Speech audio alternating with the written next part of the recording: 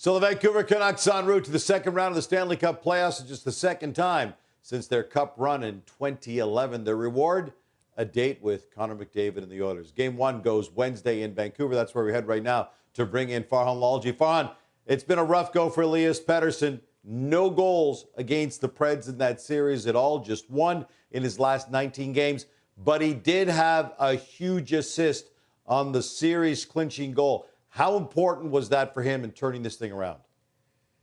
Yeah, I think it was very important, and he found himself on a line with Brock Besser in that situation along with Pius Suter as JT Miller went off early. And, you know, he doesn't necessarily play with that quality of winger all the time, so he's not going to get that on a regular basis in this series. But just having that success at such a crucial time, I think, is going to matter to him. And Rick Tocchet talked about this yesterday, that for a number of players, this could be a bit of a reset, and certainly Petey could be one of those guys that he didn't necessarily produce offensively in the first run. There was a lot of pressure on him to do so, and ultimately it didn't cost him. So now he can kind of have that pressure off his shoulders. They can play in this series, and maybe not as much as expected from the team, but certainly a lot is going to be needed from Elias Pettersson. I mean, we know how much this guy matters to this team, and the Canucks are not going to win this series giving up or scoring just 13 goals over a 6-game stretch. That's just not going to be enough. As well as this team expects to play defensively, they know that at some point McDavid and that Oiler power play is going to get theirs. The Canucks are just going to have to produce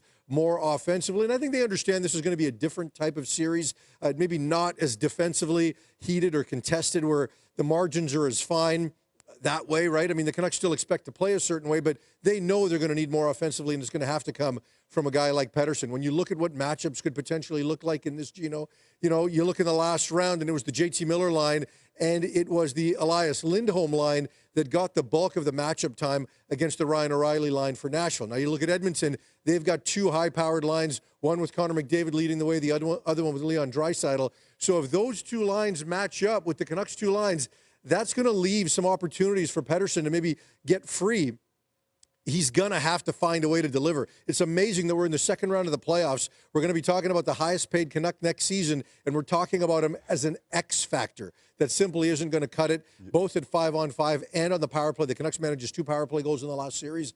You want to talk about Edmonton's power play. One way for the Canucks to mitigate that would be to have some success on their own power play. Pettersson's going to have a lot to do with that if that's going to happen. So one way or another, he can't get away from having to deliver in this series. The Canucks were all over the Oilers during the regular season. They took all 4 of their matchups. Now, in fairness, the first 3 of those 4 came in the first month of the season where everybody was beating up on the Oilers. They were just brutal out of the gate this year. But they did go 4-0, and that's somewhat important. But since Chris Knoblauch took over the Oilers, they've got the #1 record in the entire NHL. The Vancouver Canucks were only 9th since that point back on November the 12th. But in retrospect, Farhan, does any of that really matter as we get ready for Game 1 Wednesday? Yeah, I don't think the series matters at all. And like you said, I mean, those first 3 games in the first month of the season before Knoblauch took over, I don't think anyone is holding the Oilers to that standard. Now, they did play late in the season, Game 80, when there were a little more stakes involved. The Oilers were catching up on the Canucks, and they had an opportunity to still potentially win the Pacific Division, but no Connor McDavid in that game. No Thatcher Demko in that game. Demko's not going to play certainly early on in this series as well. But, you know, I think the only thing you could take maybe from that last game is at least the structure that Edmonton was playing with under Knoblauch. I mean, it looks a lot different, so you can learn a little bit from a systems perspective, but so much context around all of those games, I just don't think you can take that much out of it. And, you know, if the Canucks want to use that for confidence, sure, I guess you can, but I don't think they're taking it overly seriously. Everybody that we've talked to in the last couple of days has said as much, that it is a completely different team. They are well aware of how good Edmonton's record has been since then and know they're dealing with a completely different animal this time around. So, as you say, Demko's not going to be ready for the series opener. The Vancouver Canucks really dodged a bullet against the Nashville Predators. Demko goes down, Casey DeSmith goes down, Arthur Seelovs has to come in. You're down 3 deep in your goaltending chart. 3 different goalies had wins in the series against the Preds. I get the feeling you can't get away with that against the Edmonton Oilers. So far on, where do they at least start? Do they go back to Seelovs, or does Casey DeSmith get the start in 1? Well, Rick Tocchet says he's not going to make his decision until tomorrow afternoon, which is a convenient way of saying I'm not going to tell anybody in the media until the puck drops for Game 1 on Wednesday. So, look, at the end of the day, we believe it's going to be Artur Shilov's. After these last 3 games, it's going to be tough to get away from that. He's played really well. I mean, you wrap up the series with a shutout, making 28 stops.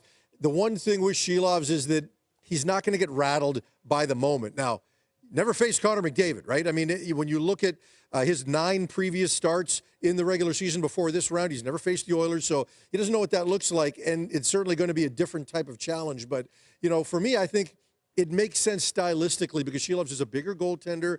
You got the cross-seam passes that they make regularly in Edmonton, especially on that power play, to have a goaltender that's a little bit bigger with a bit more length. I think that's something that they're going to be a little more comfortable with. So I do believe it's going to be Shilovs to start. Now, ultimately, for the Canucks, this is not going to be exclusively about the goaltender. This is going to be how the Canucks play defense. And they know this is going to look and feel like an entirely different series because of how Edmonton plays. It's not necessarily going to be as defensive driven as maybe Nashville like to play, but I think the Canucks can lean on that structure, and that's what they're going to try to do. When you look at this team from March the 1st on over the last 7 weeks of the season, they gave up the fewest high-danger scoring chances in the league. They gave up the fewest chances off the rush in the league. They were in the top 3 in terms of expected goals allowed and in terms of shot attempts allowed. They do a lot of things defensively very well. Now, look, they didn't play Edmonton with Connor McDavid during that stretch post-March 1, so this is certainly going to lead to a bigger challenge,